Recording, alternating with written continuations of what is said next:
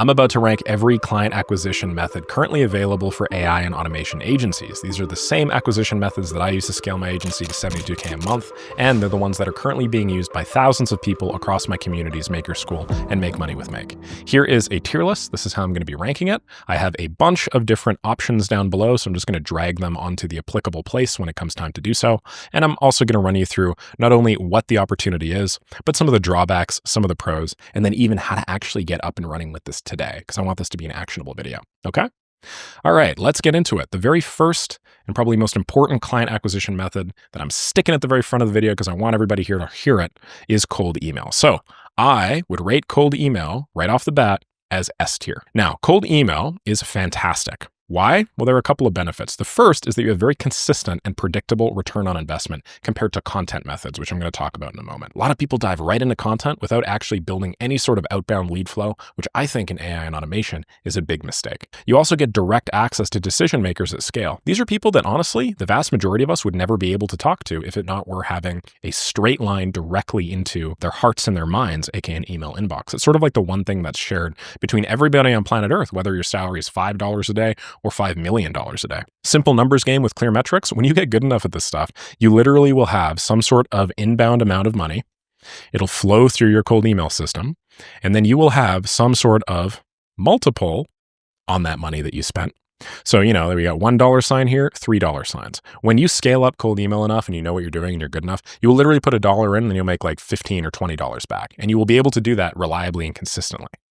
You have very low cost per meetings compared to paid ads. Currently, I say we have a 3x to 4x multiple on some of the other methods I'm going to talk about here. And then ultimately you get to implement this very rapidly and get quick results. Okay. Now, in terms of some tips, let me give you some. Casual conversational copy will outperform formal approaches. What I mean by this is if you use acronyms, if you use slang, if you actually intentionally lowercase specific parts of your email, people are more likely to respond to that because they treat you as a real human and not a, robot or templated sequence or whatever. So even if you're using robots or templated sequences, you can actually imply that it was human written by you, if you're smart about it, and then lead to significantly higher response rates and reply rates. The second major tip is if you respond quickly, it will dramatically affect your conversion rates. If you respond within 60 seconds, which I know is kind of crazy, and a lot of people are like, respond to an email in 60 seconds, what the hell's wrong with you? You will have something like, we think we've all heard this metric at this point, a 396% improvement in downstream conversion rate. So this means literally you could 4x the amount of money you're making today with a cold email campaign if you just get back to people within a minute or something of that nature. The exact statistics vary depending on the client acquisition method, but just across the board, you respond to people fast, you're going to get results fast. So set some sort of notification, set some sort of pass-through Slack thing, or have your phone make a cha-ching noise every time you get a cold email, whatever it takes for you to get back to it and respond ASAP. Last but not least, strong guarantees significantly improve response rates. I highly recommend having a guarantee in your cold email. It's the number one way of standing out. If you don't have guarantees in your cold emails, I want to say that you can't really compete in this space. That's sort of like the thing that everything else hinges on. So you guys are going to have access to this Excalidraw, but we have a bunch of gotchas on the left-hand side, then a bunch of positives that sort of outweigh those gotchas. I'll let you guys look at all of this in your own time. Let's now get started with the mechanism. So how do you actually go about and do this? Right now, the best way to get a cold email campaign up and running, and this works as the time of this recording, by the way, but lead gen methods change, audience building methods change. So this may not work exactly pound for pound, by the time you're watching it, maybe in a couple of months or so. But essentially you start with two services. One's called Apollo and the other's called Apify. Apollo is a database of leads. Apify is a scraper that lets you scrape those leads for a lot less money. And then you use these two tools to basically scrape a list of leads, maybe like 1,000 leads in a specific niche with filters. You'll say, I want you to be within 1 to 10 people company size. I want you to be located in San Francisco. I want you to have a keyword of automation somewhere in your business name. I want to focus mostly on people that they have the term owner or founder or partner or CTO or CEO or CIO or CAO somewhere in their, like bio or something on social media. You can actually build that list. You get 1,000 of those people right off the bat. Then you can actually send a bunch of emails to them using infrastructure. What infrastructure? I focus on a platform called Instantly. You can also do another platform that has been picking up over the course of the last few months, although I personally think it's at least a little bit better, called SmartLead. I'm actually affiliated with both insofar that I have like affiliate codes. So if you guys do end up signing up for any of those, I have a description in my bio. Just note that you are also going to be giving money to me. And I know how many of you guys hate me, so be wary of that. Once you launch the campaign on Instantly with your fantastic copywriting, you then just monitor replies. It's sort of like a 3-step sequence here. If there's a positive reply, you respond within 5 minutes, aim to book a discovery call and close the deal. If you get no reply, they automatically pump into a follow-up sequence and you basically just repeat this over and over and over again. Then if you get a negative reply, you just categorize the objection. This is really important. Not a lot of people do this and I haven't talked about it too much, but you have to categorize why the person said no to you. Did they say no to you because they want you to unsubscribe? Well, that's actually a different category than them just saying, hey, I'm really sorry, but it's not the right time right now. Why? Because people that ask to unsubscribe from your email are actually different from people that say they're not interested right now. You could actually reactivate the people that say they're not interested right now if you're smart about it, and you could recoup some of those costs. So you have to categorize the objection. And then from there, you will know what your problem was. And then you can kind of start and go all the way back up here and cyclically and consistently improve your flow. So that's cold email. The next up is LinkedIn DMs. So I would rate LinkedIn DMs as of the time of this recording. Let's go back to our lovely ranking chart here as A tier. Okay. LinkedIn DMs are great. They're not incredible. They're not as scalable as cold email, but they're still pretty damn good. You have to basically do cold email with LinkedIn under the constraints of a platform. And that has pros and that has cons. What's a big pro? Well, the pro is you get to use your network and the subsidiary content around your profile as supporting material for your pitch. Think about it. When you send an email, what do people actually see? They see your first name, they see your last name, they see your profile pic. And then basically everything else is just like you trying to convince them that you have access, that you're this big, super cool person that can deliver on the promises. With LinkedIn, instead of just telling people stuff, you could actually show them stuff. So it's pretty powerful in that way. You also obviously get direct access to business decision makers in a context that they are on for business purposes. You could do a connection first strategy, which outperforms cold message requests. You could drop voice messages, which is really cool. There's a couple of tools out there that'll actually allow you to pre-record voice messages and nowadays even use AI to swap out a person's name. Hey, Brent, hey, Peter, hey, Sean, and then deliver something that sounds customized. And then you could do a bunch of other things essentially to maximize the probability of your LinkedIn message or connection request being seen. But the main downside here is this. It's the 20 to 30 daily connection requests. The way that it works is, as of the time of this recording, you basically have to stay somewhere between 100 to 150 per week. Sometimes I think it's 100, other times I think it's 150. What that means is, let's think about it, 5 business days times 20 messages is 100, right? So you're basically constrained to this. Contrast that with cold email, where you could send a ton more outreach. And sure, it may be a little bit lower quality, but you can send 500 times the outreach if you have the infrastructure for it with basically no downside. If you wanted to do that with LinkedIn, you'd have to start getting into, kind of some black hat methods like buying accounts and stuff like that, which while doable, I don't really recommend just for scalability reasons. Okay, so we got a bunch of cons on the left-hand side, mostly related to the daily number of connections. And we got a pros on the right-hand side that are mostly related to just the positives. You get to use your LinkedIn posts as supporting infrastructure for the point you're making. And basically you get to show people how valuable you are. How do you actually get up and running with LinkedIn outreach? It's pretty easy. Step 1, build yourself a list. Same energy as before, Apollo, right? You can use a tool called LinkedIn Sales Nav, which allows you to put together things based off parameters like I was talking about before. Okay, you can also engage with content. You can do this in manual or automated means. Engaging with content means liking posts, leaving comments down below, posting funny memes related to the person's post or something. And then from there, what you basically do is on LinkedIn, you will send a connection request. In that connection request, okay, there will be a little spot where you could write your own message. And then that message here could include, I don't think you can do this on the first connection request. I think you would do this through voice, I believe, unless LinkedIn changed something. That message can include a bunch of text. And then after they accept, you might drop a VM or something. Lots of cool tools currently available to help you do this. You could do this through Phantom Buster. That's one. You could do outreach through Expandy. That's another one. You could do outreach through a variety of these sort of automation tools. I think there are 3 or 4 other ones, but I'll leave it at there because I don't want to overwhelm you guys. Once the connection's accepted, then obviously you could proceed down the rung, right? Send a value first message, share some relevant thing to them that increases value, ask a thoughtful question, share a case study, and suggest a discovery call. Then if they're interested, you can book a meeting and go sell them. If not, though, think about it. If not, you still gained a LinkedIn network person. You still gained somebody in your network. That's great.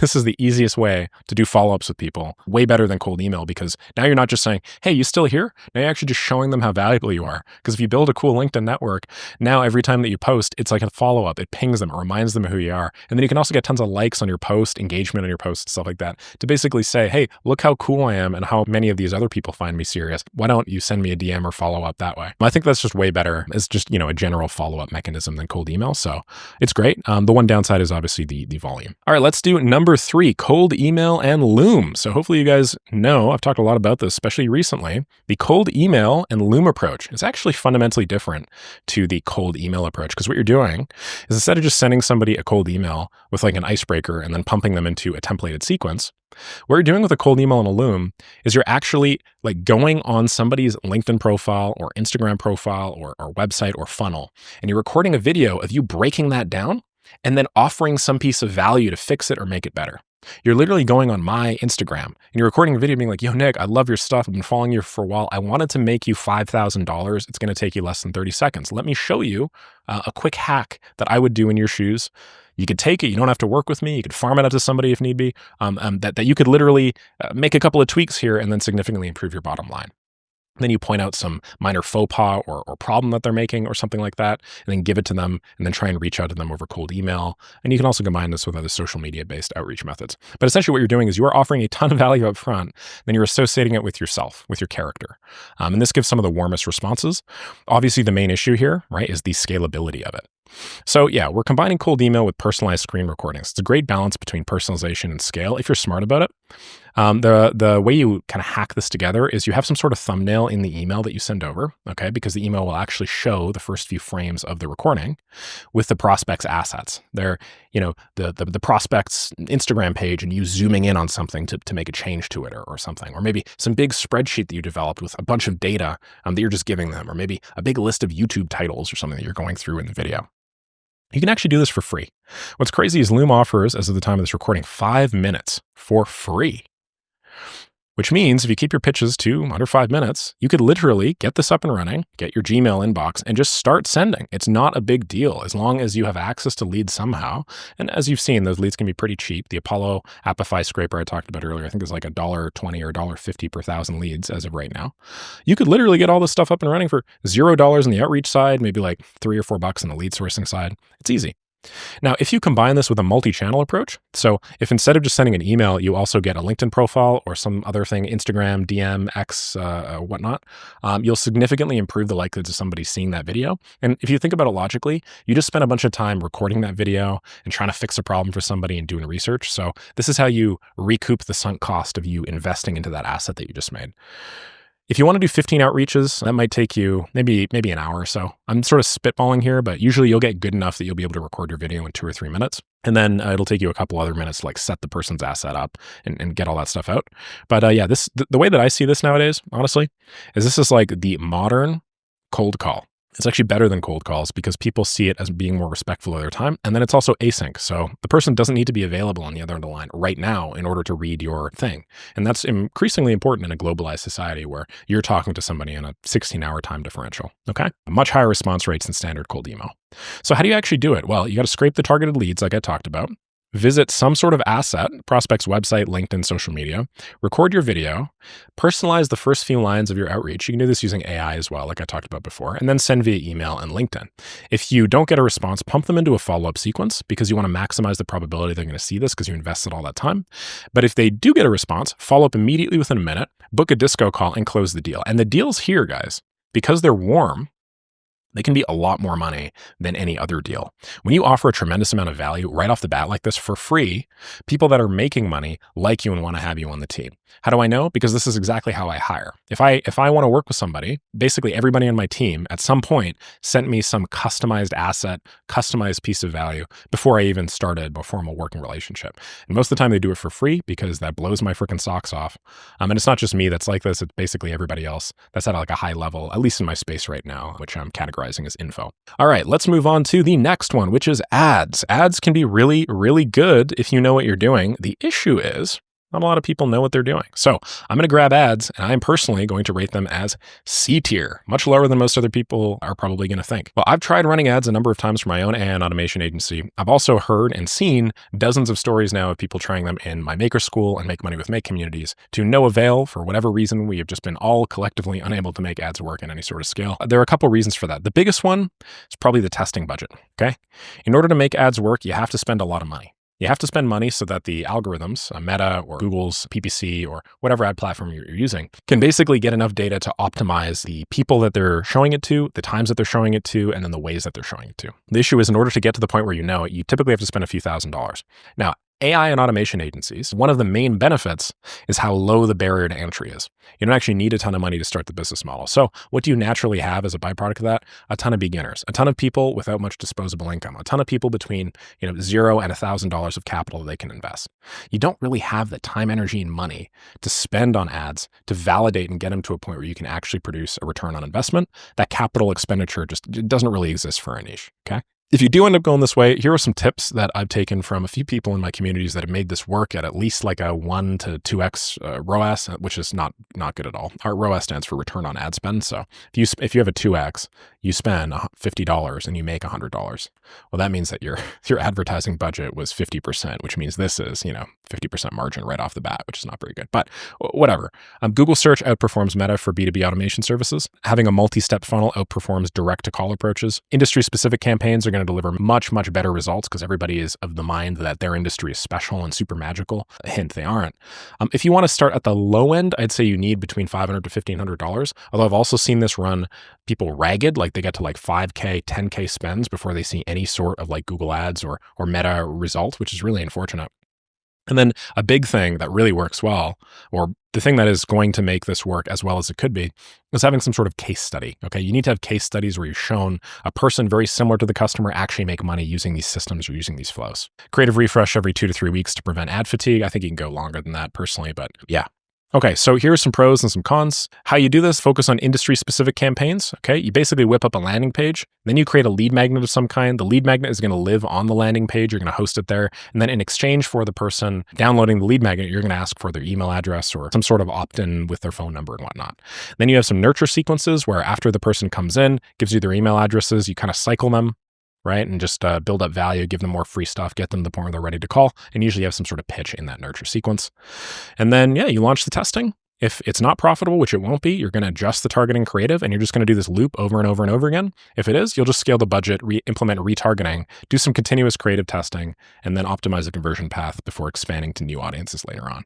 And what is profitable? I don't know. You need like a few multiples in the ROAS for sure. It depends on the rest of your business, but as you can see, I'm not a big fan of ads and I don't really find that they work super well. So they're not usually my recommendation. Just wanted to be upfront with that. All right, let's move on to communities. Facebook, school, Discord, Slack. How exactly would I rate them? Well, communities are a free outreach method for the most part that as of the time of this recording, I would rate as A tier, okay? So they're nowhere near as good.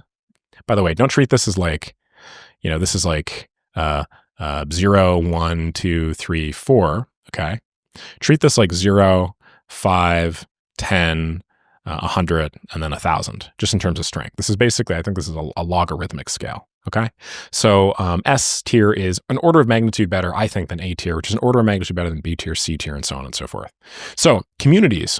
For people that aren't aware, we currently live in kind of an unprecedented era where this business model has come up called communities, which I'm making a lot of money in. I think I'm the 4th or 5th person by revenue on the school platform right now, which is pretty big considering I knew nothing about communities a little while ago. But they're basically a combination of a bunch of things, okay? You know how before you would have, let's say, online courses, and then you would also have groups/forums, like Reddit. Then you would also have coaching. Then you would also have like other services like templates and stuff. Well, you know what's really cool is communities are basically a modern solution to all of these that combine them all. They give people templates, online courses, groups and forums for them to connect with people, coaching, and nowadays people are even doing meetups, okay? And they kind of combine them all into one product like My Community, MakeMoneyWithMake.com, or Maker School, which are currently hosted on the school platform, which is one of many community platforms. That's why I put the school logo there, okay?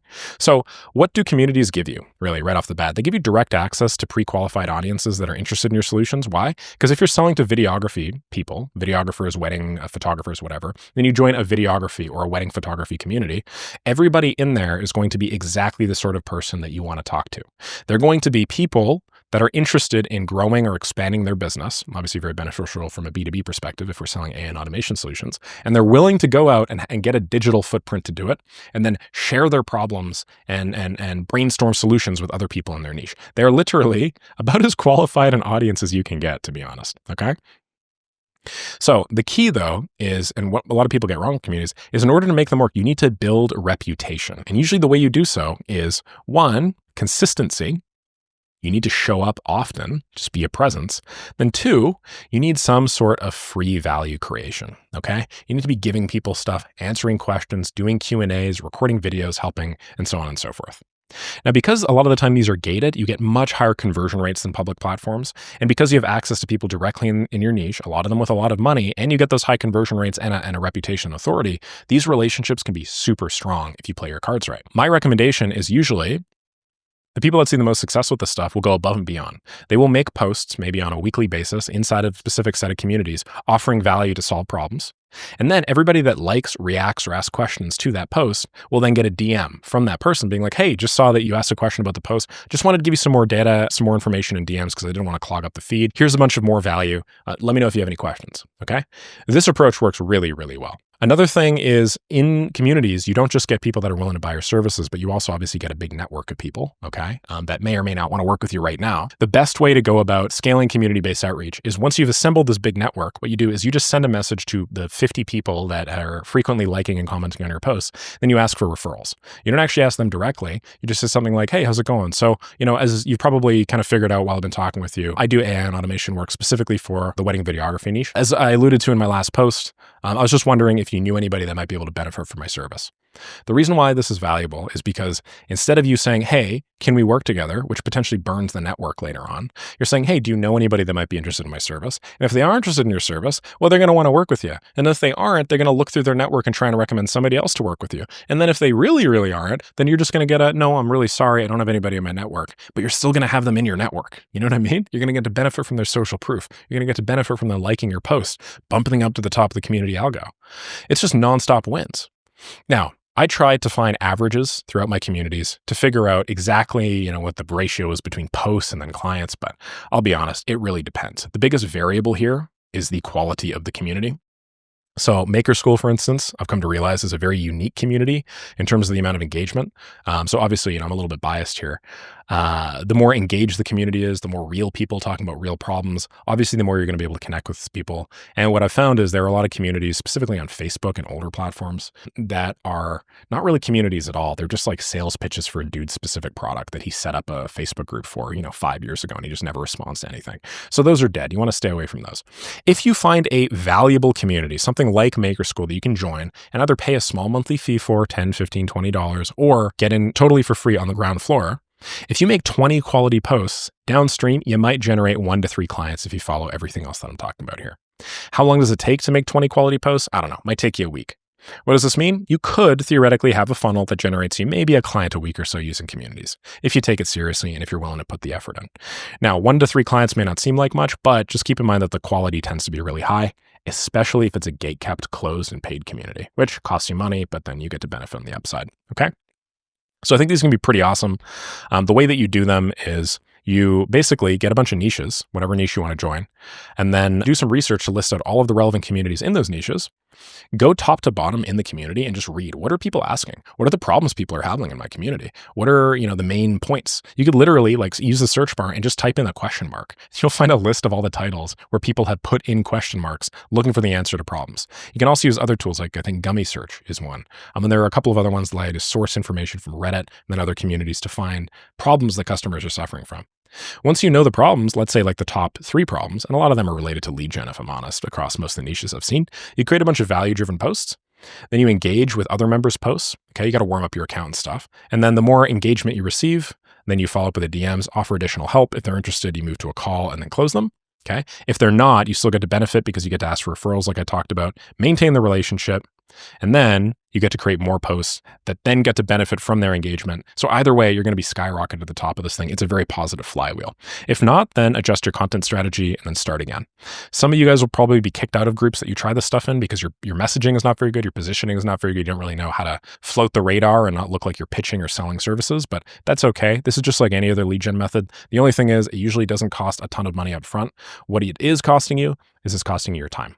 So obviously a lot of beginners have more time than they have money, which is why I thought I would bring this up. Let's move on to the next one, which is short form content. Short form content is TikTok, it's Instagram, it's YouTube Shorts. It's the variety of these platforms out there where you can post reels and clips that are maybe, 0 to 30 seconds, and then you can have them rank really high on these algos. So where would I put short form content on this tier list? I would rank this as C. And I know a lot of people are probably wondering, Nick, why the hell would you rank this as C, man?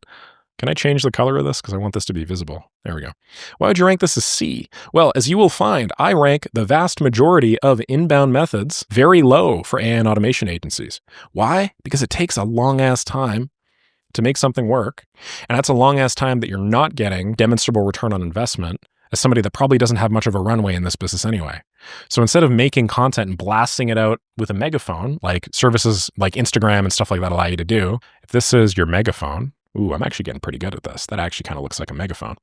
Don't do that. Okay, what you want, oh man, my Canadian is showing. I don't even know how to draw a gun. What you want is you want a Call of Duty sniper rifle. Okay.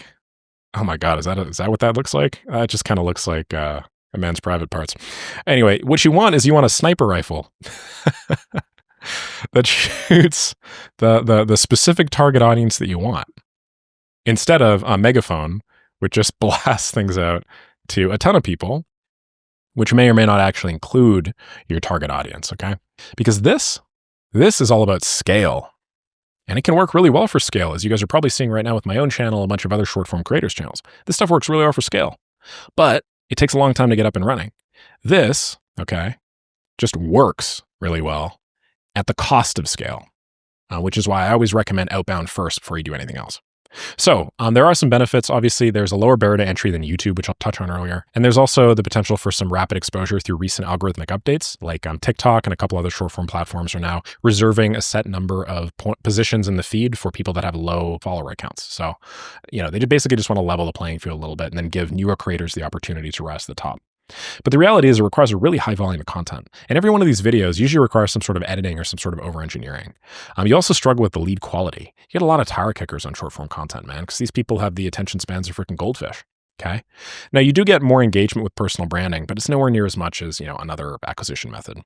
Algorithms lean towards entertainment content as opposed to actual value content, which is a real shame. And it's difficult to predict or rely on for consistent client acquisition. I see a lot of people that have YouTube channels with maybe 1,000 subs or something like that, and their lead acquisition goes, kind of like this. If they were able to take off, like sure, eventually it'd go like this, right? But most of them aren't. If you contrast this with something like a cold email, for instance, it's usually much steadier and they're smaller variations, okay?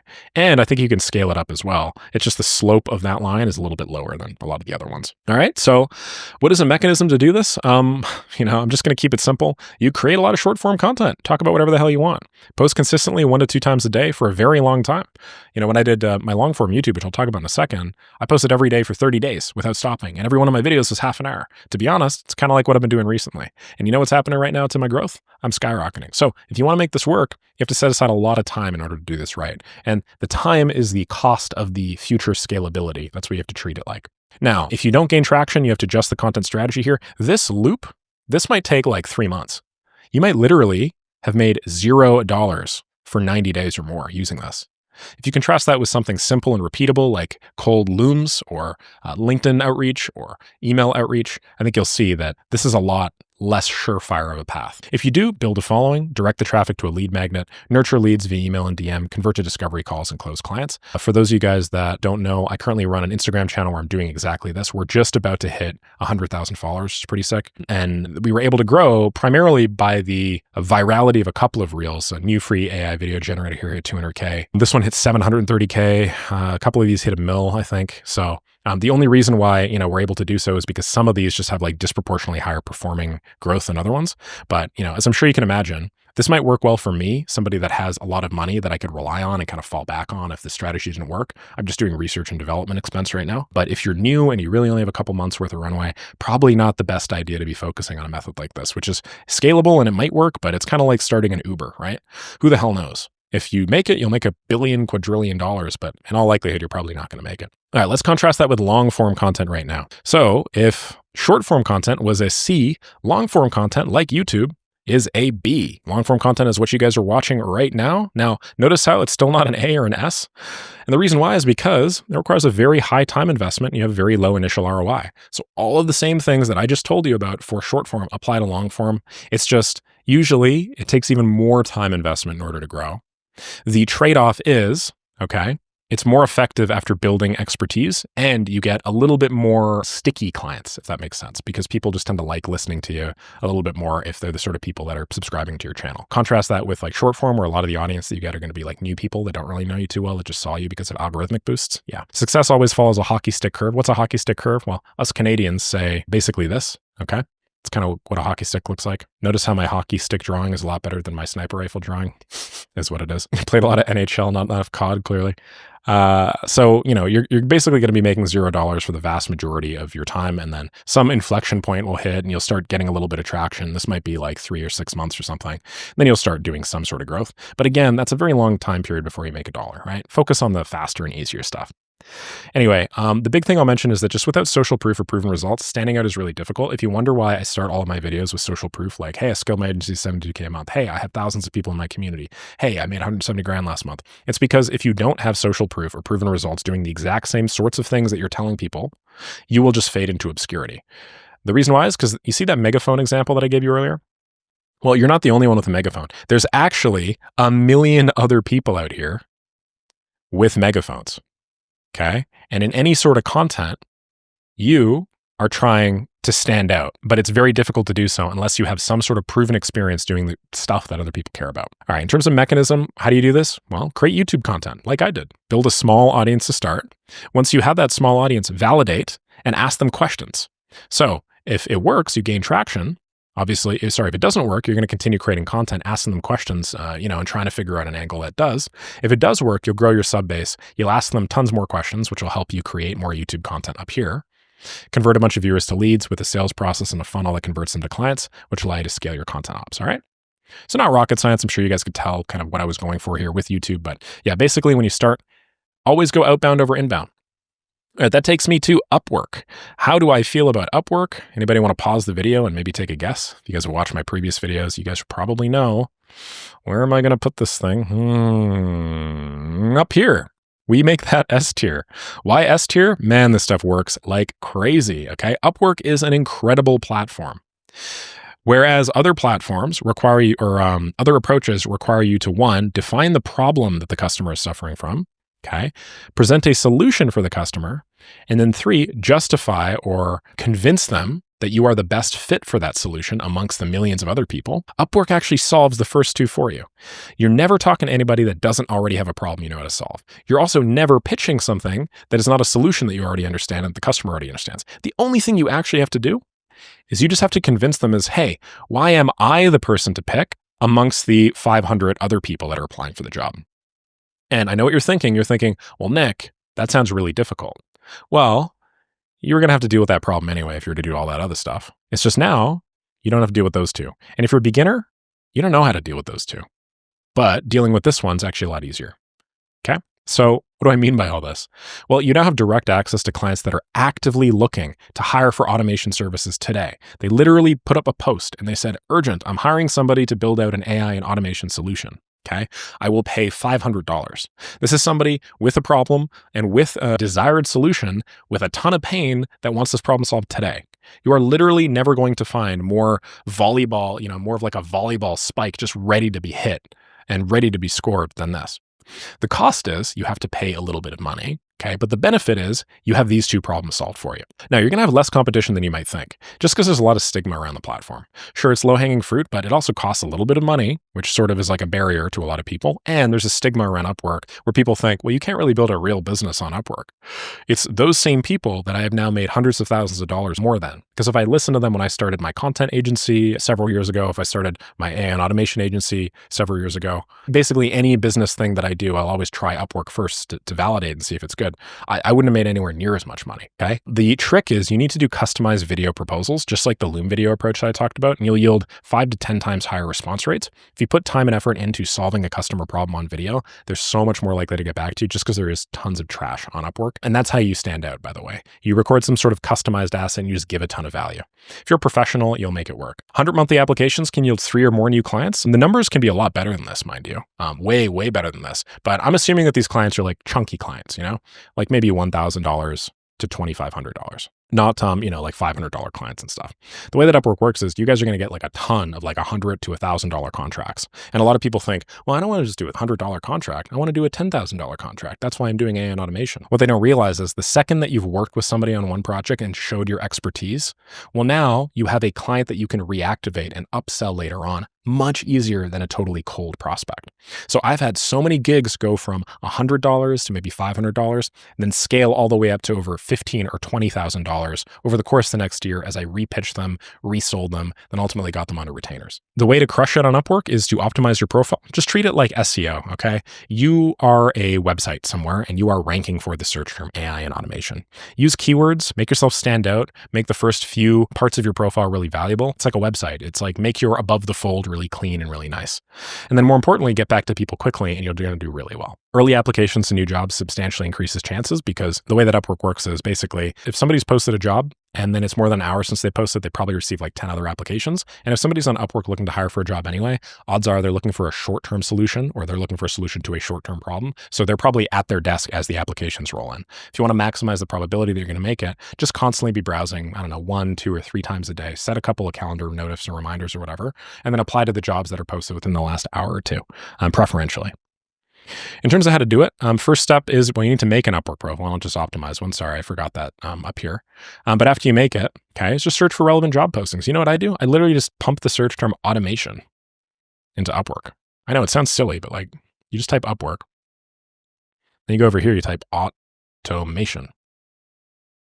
Okay, and then I literally have access to a bunch of automation jobs sorted by newest. From here, I can filter. Maybe I want intermediate and expert jobs. Maybe I want, I'm not going to filter out the cost because a lot of people will put budget placeholders at $100. Maybe I want all of them except for ones that have 20 to 50 proposals. Then maybe I just want, maybe people in like the Americas or something like that, higher paying or whatnot. Then I just go top to bottom and I will literally just apply to every single one of these jobs, even if they're, up to a few, like 4 or 5 hours ago, realistically, with some sort of custom proposal or custom asset. Okay. I'll submit the application. If the client does not respond, I just move on. And the way that Upwork works is if they do respond, you now have a message window. And with a message window, you can now follow up with them, which is awesome. So if they respond once, well, and they don't respond next, you just follow up with them. It's a cycle over and over and over. You can just add them to a stack. Do one follow-up every 2 days for a month, for every person that doesn't get back to you. Easy to do. You could schedule 10 minutes in the morning. The second you get on your Upwork profile, just follow up with all your clients first and then make applications. Anyway, after they respond, you schedule a disco call, you submit a detailed proposal, usually through the platform. Then you get hired, deliver work, and then request a review and referrals and more work. And then just cycle. It's just this all day, nonstop. Check my Upwork profile. I made almost $500,000 on the platform. I think 494,000 or something like that now. So that's pretty badass. All right, let's move on to another lead generation method or client acquisition method that not a lot of people talk about, and that is partnerships. What do I mean by partnerships? I mean, basically you create relationships with complementary service providers, people that are in other niches that need AI and automation services regularly, or they have some sort of adjacent requirement where the client is more likely to ask, hey, I know you do websites, or I know you do marketing. Do you know anything about this AI automation stuff? And then you position yourself as a person that can fulfill that work for them. So they say, well, I'm not capable of doing that myself right now, but I do know somebody, he's part of my team and he's really, really good that I can connect you with. Does that make sense? Okay, great. And then usually that company will get a slight referral or affiliate percentage for that. Now, I'd rate partnerships, if we go top to bottom here, across all the other lead generation mechanisms as a B, because this is a lot less straight line of a path than these 3 up here. So cold email / Loom, and then Upwork, and then much less straight line path than I think communities and LinkedIn DMs. But it's still something that I recommend that we all set up given enough time, okay? The issue with this is how most other people get leads, if I'm honest. Most other people do not have a defined lead generation mechanism where they can go out and then send 1,000 emails and then get 3 clients or something. So they sort of have to rely on referrals and they have to build their networks and partnerships and stuff. And generally, this also just puts you in a much more vulnerable position if you do want to scale, because you have to be very nice to these providers. You kind of have to, you know what I mean? It's just a little bit much. I much prefer the abundance approach, but yeah, I would be remiss if I did not at least mention this. So you create lead exchange relationships with complementary service providers, okay? A good list of partners: web design, marketing, SEO, consulting firms. A couple of other ones might be like B2B agency. Well, I mean, really any sort of B2B agency. right? I mean, so that kind of falls under web design, marketing, SEO. But like PPC, any sort of PPC, B2B agency, any sort of SEO, any sort of CRO. Some e-commerce companies can be good for this. Basically, they have to work B2B. That's kind of like the requirement, right? But what you do is you set up either a formal revenue share arrangement where it's like they white label your work, as in they say, oh yes, I can do this. We have a team member of ours that's really good at it. And then they pretend like it's their company that's fulfilling the work. Or they just do a pure affiliate or referral partnership, like I was telling you about before, where it's like clear that this is a different company. Oh yes, I know somebody that could do the work. And then they send it out. Both of these are fine, but I much prefer doing the referral because it's like a one and done deal. And I don't have any, I guess, obligations to represent the client's company in this specific way. I can represent my company however the hell I want. Usually make a little bit less money that way, but it is what it is. You get pre-established trust, shortened sales cycles as a result. My recommendation is after you're done doing the S and A tier lead generation methods, set up some sort of partnership by reaching out to 10 or 15 potential partners. Look in your network first. After you're done looking in your network, look in like the community network that you've established. Better if you even work with B2B agencies, to be honest. And then afterwards, maybe you could do some cold calling or cold outreach, or just get a list of all the top web design firms or SEO firms that you want to work with and then send them cold emails. You need to regularly check in and give and receive clear documentation to get good results. But yeah, you can generate 30 to 40% of your revenue if you're like a big agency and you have established partnerships that you've been able to build over the course of the last year. You can make a fair amount of money. Don't say no to partnerships. And in fact, some companies actually run their entire business through partnerships. They make way more than that. It's not, 30 to 40%. It's like 100% of their money. And that's okay. I just wanted to point out to you that I much prefer like the scalable, consistent approach, even if it's not necessarily the biggest right off the bat, because I just prefer not having my income tied to somebody else. I prefer to like just tying it to myself. Anyway, how do you actually do it? You identify a big list of complementary service providers. You build some relationship with them before pitching. You provide value first, and then you propose a formal partnership. You say something like, hey, I know that I get a lot of people asking me for web design consults and stuff like that. Would love to send them your way. I know that you also get a lot of people asking for AI automation or systems. Do you want to formalize a relationship? You can send me a percentage and we can make something like this happen. We can both mutually benefit because we both trust and like each other's services. Answer to that is yes. You make a simple partnership agreement. Develop whatever client materials that we need, email templates, email assets, whatever. Hey, just looping in Nick, who's our guy at insert company, and then have some sort of regular strategy meeting. I mean, you could just do this once a month or whatever, but a lot of people will miss this. And when they don't have any sort of regular contact with the referral or affiliate partnership, usually those fall off the map. So what I personally recommend is just do this, once every 1 to 2 months. Or hell, maybe even do this once every quarter, basically, like quarterly partnership meetings. Still, I think 1 to 2 months is probably better. Anyway, do some sort of regular strategy meeting with these people so they don't like fade into obscurity. And then, even if somebody doesn't accept the partnership, just try a different approach later. I'm sure they eventually will, so long as you're continuously giving value. Okay. All right. We got a couple left, just 2. The first is Dream 100 Outreach. And the last one is X and LinkedIn content. So what is Dream 100 Outreach? Dream 100 Outreach, to make a long story short, is basically where you guys will find creators and people that you really like and have wanted to work with for a long time, people you really respect. So maybe in your case, it'd be somebody like me, or somebody like Dan Martell or Alex Hormozy. And you make like a big list of like the top 100 people that you want to reach out to and that you want to contact. And whether or not you want to work with them or do business with them, maybe you just want to have some candid email back and forth with them or something. The idea is you make a list of 100 people and then you actually just like aggressively try and have some sort of contact with them, okay? And this takes way more time than cold email outreach. This is essentially cold email, but it's like hyper-specified cold email. It takes way more time than cold email, but you typically get to build much better relationships and results because of that, okay? So where would I rate Dream 100 Outreach? I would rate Dream 100 Outreach as B. I treat Dream 100 Outreach as similar to partnerships, but because you're usually working with much bigger people that are a lot more established and they might not necessarily need your services, you're probably not going to deliver like direct revenue from this, okay? It's great to have and you can build like a really good network that will make you millions of dollars in the long run, but I don't actually recommend starting with Dream 100 Outreach like some other people do, because a lot of people have been talking about this recently, so I'm going to touch on it. I don't actually recommend Dream 100 Outreach as like your first go. I'd much prefer talking to people kind of like, if this is a big hierarchy top to bottom, and this is me, I'd much prefer talking to people that are over here as opposed to over here, if that makes sense, because I'm sort of fighting an uphill battle here and they're just a lot less likely to get back to you. And I think feedback loops are really important. Okay. So yeah, this combines social engagement with personalized email. One thing that I've seen work really, really well that actually just happened to me a little while ago was basically somebody that wanted to work with me on LinkedIn actually did a super deep dive breakdown of my entire client acquisition funnel. Then he posted it on his own LinkedIn as a piece of content and a roast. It was incredible. Then he sent it to me over email, and I thought that it was just a banger piece of content. He got like 50 people liking it, And then that made me think more highly of him because I'm like, okay, now he has an established network. And then he also just had a bunch of people being like, dude, you got to reach out to Nick. Dude, Nick's really cool. Hey, I've actually heard of Nick. No way, I might be able to connect you and stuff like that. So I think that's a much better way of doing the Dream 100 outreach than a lot of other people are doing. And, I think that's probably a good way that you could combine both social media and like built-in social proof with personalized outreach. I got to get back to that guy, actually. I'm thinking about it. I don't think I responded to him yet.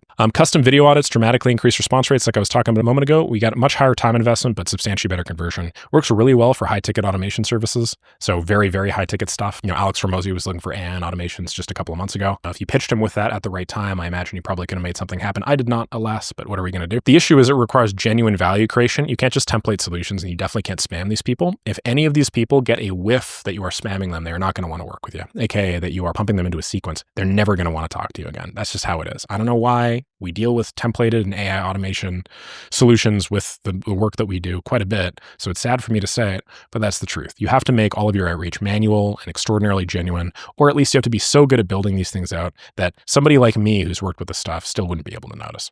Okay. And then, just like the Loom video outreach, multiple touch points across different channels massively increases the effectiveness. How do you do it? You basically just make a Google Sheet list called your Dream 100, and you start with just their names. And then what you do is you just have a bunch of other columns, like their Facebook, their Instagram, their X, their LinkedIn. You just go, a column for everything. Ideally, then you have one for email. Then you set aside some time and then you find all of these profiles. Then you research the prospect deeply. You might have like a 5-minute thing every morning where you just like read through, add as many of them in social media as you can, add them to your feed, and then just interact with other posts and just comment. And maybe, who knows, maybe there's a chance that they'll actually start recognizing your face. Look, I recognize the face of people that comment and engage with my content quite a bit. If I see them come up 3 or 4 or 5 times, I'm like, oh, hey, there's Peter. Oh, hey, there's Sally. Oh, hey, there's John. If I then get an email from Peter, Sally, or John, obviously I'm a lot more likely to get back to them, right? I'm sure this is going to stop working for me at some point when I hit like 1 million or 10 million or whatever, but it works for now. And then after that, you build a value bank, create custom audits and recommendations that are hyper-tuned to that particular person, then send the personalized outreach. If they respond, book a disco call, present the full solution, and close the deal, or just ask to be in their network. And if they don't, multi-channel follow-up, continue your engagement, and then just start the loop over and over and over again. All right. Okay. Let us now talk about the last bit of outreach, which if I could find it was all the way over here, top right-hand corner, which was X and LinkedIn content. Okay. So this is actually creating content on these platforms that's not video content. Okay. Where would I rate this? As of the time of this recording, I would rate this as a C. Why? Well, as I'm sure you can imagine, many of the same issues with short form content, but they're sort of expounded upon because video, short form, and long form is actually better than this. The reason why it's expanding upon this is because X and LinkedIn content, for the most part, you can do videos and stuff. Don't let me convince you otherwise. For the most part, when people think X and LinkedIn content, they think text content. Text content is quickly becoming very saturated because large language models now afford anyone the ability to create thousands of reasonably high quality text posts on any subject they could ever possibly want in like 5 seconds. You still can't really do that with video, so there's more of an opportunity for you to stand out in video. Remember those megaphones I showed you earlier? Yeah, just imagine 100 times that many megaphones. Anyway, you get direct access to business decision makers, which is cool. And I've talked to a lot of millionaires on X before I was a millionaire, and that was nice, right? You can actually just bridge the gap, kind of like an email inbox. It's like an email inbox for the world. And we also have higher intent audience than entertainment platforms like IG, YouTube, and stuff that are typically more infotainment, definitely TikTok. Engagement with others' content allows you to drive a lot of your results. And then you can also build in public with real case studies. I'm not saying that you can't win with this stuff. I'm just giving you my own tier list on what I would do if I were at the start line of my automation agency. Would I focus on this? No, I would not. I'd rate that as C tier. Consistent posting obviously wins. You get to relationship build, although it does take a fair amount of time. And then if you are very specific about how you position, if you position yourself as the AI automation guy for X, Y, and Z, or B2B growth systems girl for ABC, if that's your niche, you're going to do a lot better than if you're just like the AI automation person. So the cool thing is that's an approach that a lot of people take on X and LinkedIn. They become the blank dude, the blank chick. They just niche down super hard, become the thing synonymous with the thing they're talking about. And that really helps the growth. So there are a lot of people that are doing the same formulas, but I think I'll leave it at that. And you guys can check that out in your own time. Basically how you do it, you create value content, engage with your target audience, build relationships through comments, become a thought leader in your field if possible. And then finally, you receive some sort of inbound inquiries. Also, you can follow up with DMs, right? Ideally, you want to combine the two. Hey, I saw that you like my post on X, Y, and Z. What's going on, man? Love your content.